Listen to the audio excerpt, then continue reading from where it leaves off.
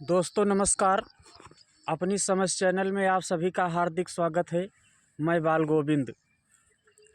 दोस्तों, अदालत से तो सब लोग परिचित ही होंगे,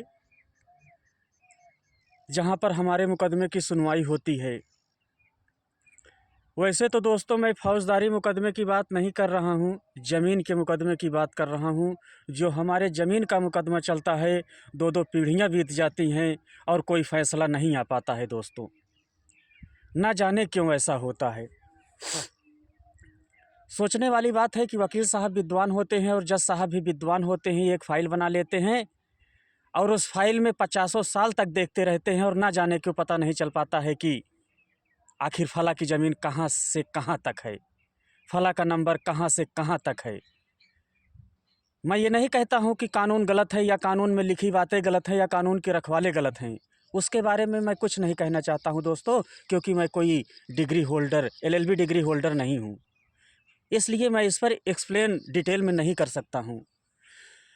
लेकिन मेरा एक प्रश्न है कि क्या जादू टोना का मुकदमा अदालत में नहीं होता है, जिसके लिए लोग परेशान रहते हैं? आज बड़ी बड़ी पंचायतें होती हैं, बहुत पहले से लेकर के और आज तक बहुत सारी पंचायतें होती हैं भूत प्रेत को लेकर के, लेकिन अदालत में ऐसा कोई मुकदमा नहीं देखा है।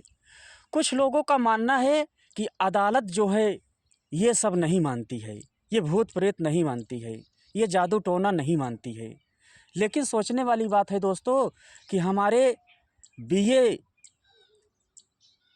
बीए में समाजशास्त्र विषय में जादू टोना का वर्णन किया गया है। मालिनोवस्की जो समाजशास्त्री हैं, यह बताते हैं कि यह विशुद्ध व्यवहारिक प्रक्रियाओं का एक योग है।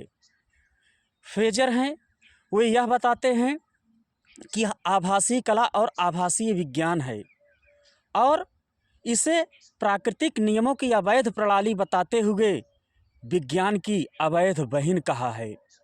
और जादू धर्म और विज्ञान में संबंध बताते हुए उन्होंने यह बताया है कि यह निम्न से उच्च संस्कृत की ओर गमन करता है, ऐसा उन्होंने माना है। यानी सबसे पहले जादू था, उसके बाद धर्म था, उसके बाद विज्ञान आया। तो इन सारी बातों को लेकर के, जादू टोना की बातों को लेकर के दोस्तों, आज समाज में कितना जो है कुरीतियाँ फैली हुई हैं।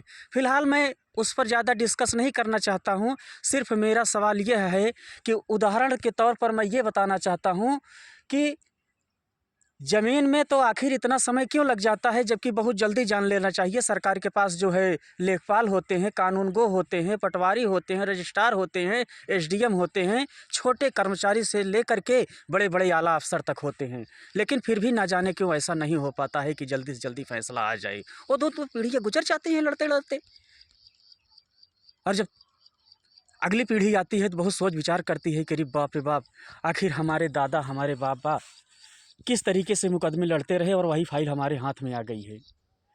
और जादू टोना में क्या होता है कि अगर कोई व्यक्ति किसी को भूत किया, वह भूत 4:15 पे पहुंच रहा है, तो अदालत में इस बात की सुनवाई होनी चाहिए कि आखिर अगर ये व्यक्ति जो साइड में खड़ा था, उसने उसका बड़ा भूत जो है उस भूत को थाम लिया जो इस व्यक्ति के ऊपर भेजा गया था। अगर यह भूत उस भूत को न थामा होता तो इस व्यक्ति की मृत्यु हो जाती, तो क्या इसका अदालत जिम्मेदार होती?